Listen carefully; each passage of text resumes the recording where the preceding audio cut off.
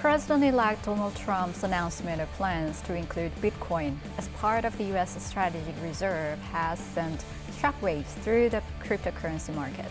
Today, we'll discuss whether this promise could become a reality and whether the concerns and questions surrounding cryptocurrencies remain valid at this point. Joining us is Professor Dmitry Shapiro, who specializes in microeconomics at Seoul National University's Department of Economics. Hello, Professor. Hi, it's a pleasure to be here. Yeah, thanks for being with us today.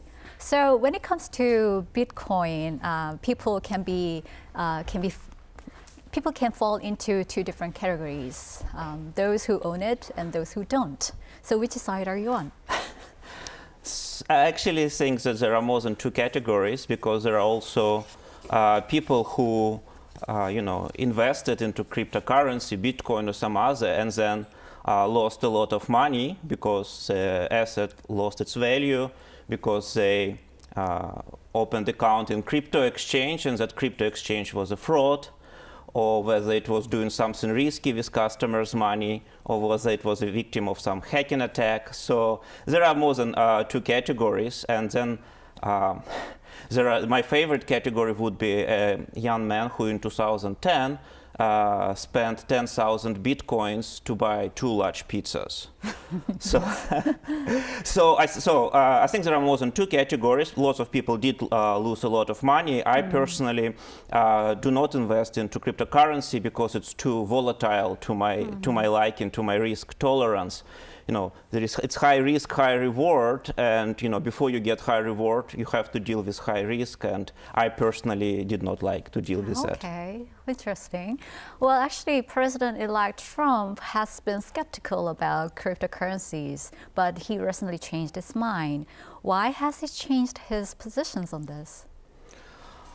Well, it's hard to know exactly, not being Trump, but I think there are several factors at play. First, so he changed his position during the summer of this year, so he had the election. Yes. And crypto industry was willing to donate to him, and Republicans were disadvantaged compared to Democrats in terms of fundraising, so money is money. And then lots of Americans invest into crypto, so if you can push them towards voting for you in an election that looked like very close election, that seems like a good idea. So that was like short-term factors, essentially. And then he kind of correctly pointed out, that's not the direct quote, but he said something like, crypto is here, whether we like it or not. We got to do something with it. Right. And so I think that realization, and he was surrounded by lots of people who are from crypto industry, and so they kind of push him towards this realization that this is something that needs to be done. And the US was falling behind in terms of crypto attitude and crypto regulation compared to what Europe and Asia did. So in that regard, one of the critical issues that are discussed today is potential implementation of strategic asset policy based on cryptocurrency. What is the purpose of this policy? Considering the risks involved, there can be some serious concerns. So the numbers that I saw, there's something like the US would purchase, I want to say, around 1 million bitcoins, and its current value is $100 billion. So to put it into perspective, the US gold reserve is more than 5 times higher, and the revenue of the US budget annual is 4 trillion. So this is 2.5% of US revenues. So it doesn't strike me as a big deal for American government, for how much money they have. 100 billion is not a lot. And so that would give the United States 5% control of all bitcoins. And that's I guess a good amount to have. And yes, Bitcoin is volatile, but given that it's such a small amount, and given that its volatility is not really, correlated with many other risks, so I don't foresee if the established current cryptocurrencies like Bitcoin, I don't foresee any major risks to the U.S. government, financial standing. Okay, speaking of volatility, we still have concerns about the lack of safeguard when it comes to cryptocurrencies. Unlike stock markets, which have circuit breakers, the cryptocurrency market does not have the kind of protective measures. Do you think regulations can tighten to include such protective measures in the long run? That's a good question. And so what happens when people talk about cryptocurrency, like Bitcoin, they think that crypto is a key word, but the key word is decentralized, which is not in the name. So Bitcoin was the first decentralized forget about crypto, decentralized currency that worked. So it's a currency, it functions, we can pay each other with Bitcoins, we can transfer. And so decentralized is really the key thing about Bitcoin. And because it's decentralized, then how are you going to regulate it? The whole point was to have something without central authority. And so there's going to be some clash of cultures where clearly regulation is needed, and at the same time Bitcoin is supposed to be decentralized, so they're not, currently there are no systems to regulate it. But I think it will go towards regulation. Essentially, crypto industry is kind of quickly relearning all the lessons that standard financial industry learned, and so they'll have to get there. Well, certainly skeptics argue that the cryptocurrency may threaten the traditional financial system and probably threaten the U.S. The dominance of the U.S. Dollars. So the U.S. government has to think about establishing a new financial system at the same time preserving the dominance of the U.S. dollars, right? So how do you see the future policies that the U.S. can pursue in this regard? Well, that's a lot of in this question. So I think there are several things at play.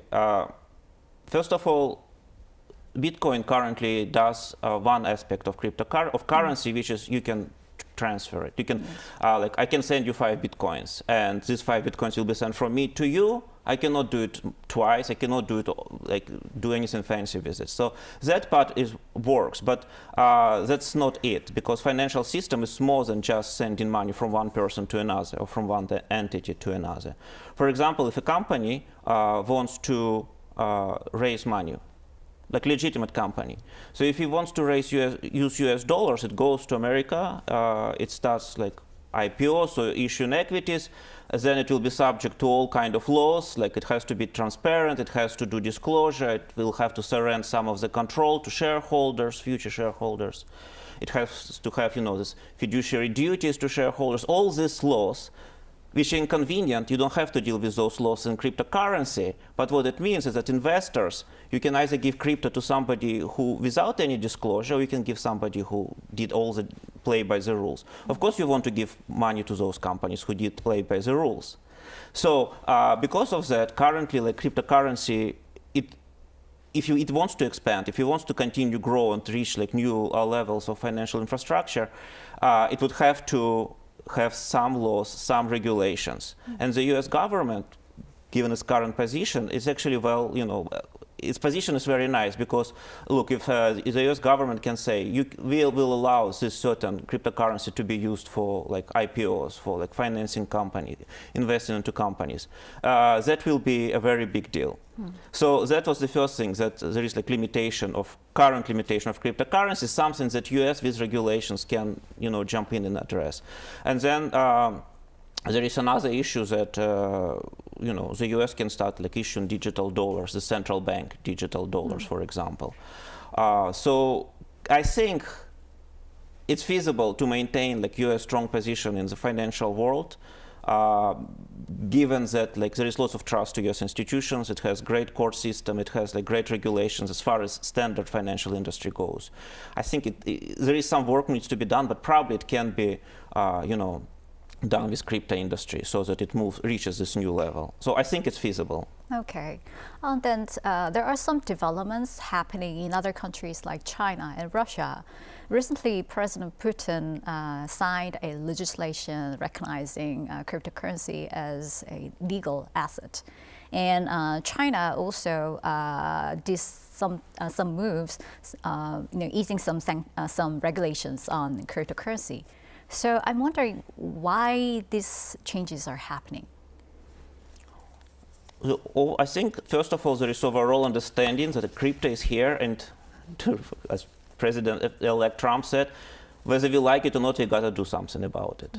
As far as Russia goes, Russia has very heavy financial sanctions, so it's very difficult, for Russian entities to transfer money to foreign entities. So for Russia, I think it's kind of a necessity because you either deal with bunch of one-day firms to get paid for oil and other resources, or you use cryptocurrency. So that's for Russia, it's sanctions. And then I think President Putin for a long time was talking about that he doesn't like US dominance. He wants to have multipolar world. And they have this BRICS pay, the system, the idea of a system so that members of BRICS can make monetary transactions using currency of countries that are participants. And Donald Trump did not like it. He already said, "You guys going to be using it? We will impose tariffs." So there will be some competition for that, for sure. So following China and Russia, if more countries follow suit, adopting cryptocurrency-friendly policies, then what kind of challenges or changes do you expect for the current financial system or the global economic structure? So there is a lot of politics in this question because it depends on what other countries are going to do. But as far as economics goes, I think the two systems will be sort of merging, I guess. So with cryptocurrency, I think there is clear demand. Not all big members of crypto industry share it, but there is clear demand that we want to have clear rules. We want to have regulations because it will be good for our business. Some crypto exchanges are still fine doing with shady individuals, but there is clear demand for that. So essentially, it brings crypto world towards closer towards standard finance. At the same time, if you want to trade Bitcoin, you don't need to bother to figure out how to open your own crypto wallet. You don't need to worry about putting your money into crypto exchange. You can go to New York Stock Exchange and just buy funds that already trade Bitcoin. So you can do it using regular methods without learning anything about crypto. And digital central bank digital currency, probably there is a good chance that it will be happening. So there is kind of merge of two systems. I think that's what's going to be happening. But on the one hand, we are working on strengthening the system, but on the other hand, we have long-term concerns like cyber crimes, such as cyber theft or cyber money laundering issues. So this issue has been with us for a long time. So compared to the past, has there been any technological advancement in addressing more effectively than before, or will we continue to face those challenges? So I think there are two layers here. First, there is a unique type of attack that is only decentralized currency susceptible to, such as Bitcoin. So it's called 51% attack, and the idea is that if one entity, like the government, controls 51% of the network, of computational power of the network, then it can do whatever it wants with money, with a particular currency. This type of attack is unique to decentralized cryptocurrency. It happened with Bitcoin Gold, which is not Bitcoin, but different. It's a fork from Bitcoin. It happened. So those type of attacks happened, but they are not likely to happen with large network such as Bitcoin. So we don't need to worry about it. But then there are regular, attacks that essentially it's regular cybersecurity issues. There is an asset which can be accessed, by somebody unauthorized, and that asset online, and that asset can be stolen. And it doesn't have to be only Bitcoin, cryptocurrency. It can be like any asset. So, this like North Korean hacking group, like Lazarus, whatever it's pronounced. They were not only attacking crypto exchanges. They were attacking, like Bank of Bangladesh, for example. They were attacking all kinds of like standard financial institutions for standard assets. If they can do it, they can. And so, in my opinion, not being a cybersecurity expert, technology is there, in a sense that, like, if you have your crypto wallet, probably it's hard for me to imagine that somebody can steal it unless you just start walking around giving everybody your password, your keys. So the founder of Bitcoin, Satoshi Nakamoto, so he has around, I want to say, somewhere between 750,000 and 1 million Bitcoins in his wallets. Wow. But he hasn't been active since like 2015, and nobody knows who he is. The money is there. Given the current the rate of Bitcoin, he would be like top 10 richest person in the world. So it's a lot of money. They're not stolen. Okay. They're still sitting there, you see? So I think the technology is there. The problem that crypto industry faces is that they have like lack of organization. So they do just they organize poorly. They safeguards that already exist. They don't use them. They, they're very uniquely susceptible to what's called like social engineering attacks. Because I don't know if you have time for that, but like if there is a head of security of Bank of America, can you or I just talk to him like randomly? No, we cannot probably. If there is some head of like some crypto exchange or some like a crypto asset program, he's sitting on GitHub every day on the forum. I'm some malicious agent. I create bunch of accounts. We start doing like legit improvements, and then we're telling this guy, hey, can you check out my blog? Like I wrote this really great thing. He checks out my blog, and bam, his computer is infected because they're so easily available. Or like there was like another attack when people were just like saying like you're a loser and everything, and it completely freaked out the guy. Like this is something that cannot be done with like head of cybersecurity of big banks. And then like crypto exchanges, they just ran by essentially like amateurs. And they would be like, do you know the FTX crypto exchange that got bankrupt in November 22? And their internal regulations were so bad. So, for example, there was one individual who got this completely useless crypto token and started selling it between his two accounts. So lots of trades, the price goes up. The token is completely worthless, but now it has nothing behind it, but now it went up like 10,000%. So you can use this completely worthless token as collateral to take loans of something useful like Bitcoin and withdraw and make a lot of money, okay? And so the FTX people, they like see doing that, and they just exchanging messages like, IDK, I don't know, what is this guy doing, LOL? And then like later when they figure out what he's doing, oops, we forgot to, block his transactions, ton emoji. And then like, yeah, the guy he got like around 500, somewhere between 500 million and $1 billion out of that. The conclusion was like, yeah, he stole money from us, but we should still stay friends with him because, he was 50% of our margin market. This is not cybersecurity. So my point is technology is there, the organization is lacking. So that's what's needed to be done. So I think once they sort out the organization, they will be fine. All right. Well, I think this is the last question for me. When business like hair salons or a cafe began accepting cryptocurrencies, we had the kind of expectation that, cryptocurrencies may replace the current the traditional currency system. But the reality is different. Even Bitcoin finds it difficult to be used in a local market or even online. Why do you think there's some kind of gap between the expectation and reality? There are several things, as always. One is, as you mentioned yourself, Bitcoin is very volatile. And that's not maybe something that merchants just simply might dislike. There are stable coins which are just pegged to, for example, US dollar, and so those coins are not susceptible to volatility. But then there is a second problem. The second problem is that Bitcoin network is very slow. So it can process like, I forgot, 7-10 transactions per second. Visa can do 1,700 transactions per second, and its peak it can do like more than 60,000 transactions per second. So there is a very big difference. Just Bitcoin is very slow.